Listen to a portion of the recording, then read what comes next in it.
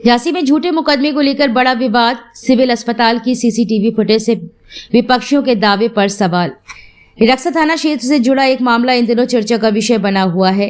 ग्राम रक्सा निवासी अमनदीप सिंह चौधरी पुत्र स्वर्गीय शिवचरण चौधरी ने अपने विरुद्ध दर्ज मुकदमे को झूठा और मनगढ़ंत बताते हुए वरिष्ठ पुलिस अधीक्षक झांसी को प्रार्थना पत्र सौंपा है। प्रार्थी ने आरोप लगाया कि उसे साजिशन एक मामले में फंसाया गया है और पूरे प्रकरण की निष्पक्ष और स्वतंत्र जांच कराए जाने की आवश्यकता है। प्रार्थना पत्र में बताया गया कि 28 दिसंबर को वह अपने निवास पर मौजूद था। दोपहर लगभग 2:11 पर उसे अपनी भाभी के माध्यम से सूचना मिली कि उसके बड़े भाई के साथ जनकपुर रोड स्थित गैस एजेंसी के पास कुछ लोगों के द्वारा मारपीट की जा रही है। सूचना मिलते ही वह अकेले ही घटना स्थल की ओर रवाना हुई, लेकिन जब वह जनकपुर रोड पर पहुंचा तो थाना रक्सा की पुलिस पहले से मौके पर मौजूद थी। पुलिस के पहुंचने से पहले ही कथित हमलावर वहां से फरार हो चुके थे। प्रार्थी का कहना है कि ना तो उसकी किसी आरोपी से मुलाकात हुई है, ना ही घटना में कोई भूमिका रही है। मामले में उस समय नया मोड़ आ गया जब सिविल अस्पताल की सीसीटीवी फुटेज सामने आने की बात कही गई। प्रार्थी के अनुसार अस्पताल में लगे कैमरों में विपक्षी व्यक्ति शाम करीब 5:30 पर पूरी तरह सही सलामत दिखाई देता है। इसके कुछ समय बाद ही वही व्यक्ति शाम लगभग 6:30 पर सिर पर पट्टी बंधवाकर अस्पताल में प्रवेश करता हुआ कैमरे में कैद है। वहीं दूसरी ओर विपक्षियों का दावा है कि उनके साथ मारपीट दोपहर करीब 2:30 पर हुई थी। इस समय अंतर को देखते हुए गंभीर सवाल खड़े हो रहे हैं और कथित मारपीट की कहानी पर संदेह गहराता जा रहा है। प्रार्थी ने आरोप लगाया कि विपक्षियों के द्वारा फर्जी मेडिकल तैयार कराकर और दबाव बनाने की नियत से उसे झूठे मुकदमे में फंसाया गया है। उसका कहना है कि घटना से संबंधित वीडियो और फोटो साक्ष्य उसके पास मौजूद है। साथ ही कई स्वतंत्र और प्रत्यक्षदर्शी गवाह भी हैं जिन्हें वह जांच के दौरान प्रस्तुत करने को तैयार है। प्रार्थी का स्पष्ट कहना है कि उसका इस घटना से कोई लेना देना नहीं है और उसे बेवजह प्रताड़ित किया जा रहा है। अंत में अमनदीप सिंह चौधरी ने वरिष्ठ पुलिस अधीक्षक से मांग की है कि पूरे प्रकरण की निष्पक्ष, स्वतंत्र और तथ्यात्मक जांच कराई जाए। सिविल अस्पताल की सीसीटीवी फुटेज सहित सभी साक्ष्यों का अवलोकन किया जाए और निर्दोष पाए जाने पर उसका नाम मुकदमे से हटाया जाए ताकि उसे न्याय मिल सके। पुलिस से अधिकारियों का कहना है कि प्रार्थना पत्र प्राप्त हो गया है और तथ्यों के आधार पर मामले की जाँच कर विधिक कार्रवाई की जाएगी। हमारा नाम है धर्मेंद्र चौधरी, पूर्व विधानसभा अध्यक्ष बीएसपी। कहाँ से आए हो, क्या समस्या? रक्सा के रहने वाले हैं। हम एसएसपी महोदय के पास आए हुए थे।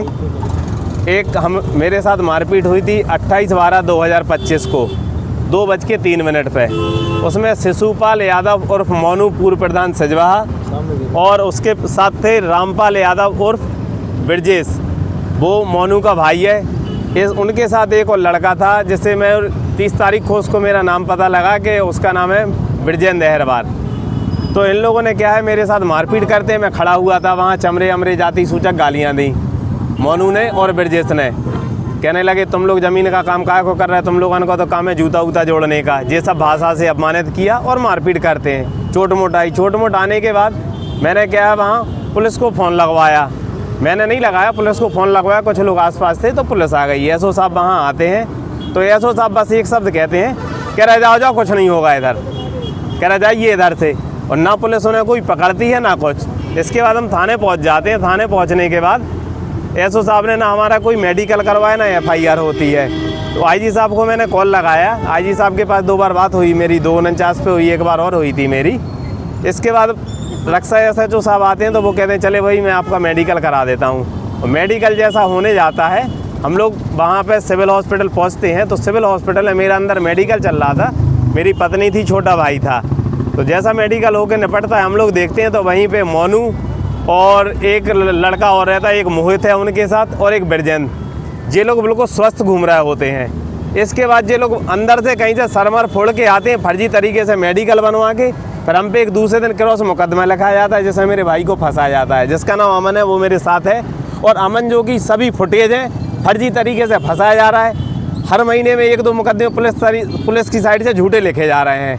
परिवार में 3 लोगों पे लिख दिए मुकदमे। एक लड़की है 5 साल की और एक लड़का है 10 साल का। हम चाहते हैं एक मुकदमा अगर उन पे और लग जाए तो सभी लोग फ्री हो जाएंगे सीधा। आप कहाँ आए हो, किससे शिकायत की और क्या आश्वासन मिला?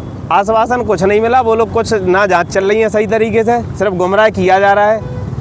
अभी वो लोगों ने कुछ पैसे दिए रक्सा थाने में। आज आप किससे मिले आके? हम वरिष्ठ पुलिस अधीक्षक महोदय से मिले हैं। क्या कहा उन्होंने? उनने कुछ नहीं क्या कह रहे हैं, हम जांच कर लेंगे। जांच सर 28 तारीख से चल रही है, ना कोई जांच मांच कर रहे हैं सही तरीके से, फर्जी तरीके से सिर्फ फंसाने का काम चल रहा है पैसे लेके। और जो अपराधी लोग हैं वो घूम रहे हैं आराम से, सपा के लोग हैं वो लोग गुंडागर्दी कर रहे हैं खुलेआम, बिल्कुल जान से मारने की धमकियाँ दे रहे हैं हमें। रक्षा जाना आना रहता है, निकलना मुश्किल हो रहा है सर हमें। ये भाई हमारा जॉब पर करता है, पर्यटक विभाग में है। कुछ वीडियो भी हमारे पास सर पूरे कार्यक्रम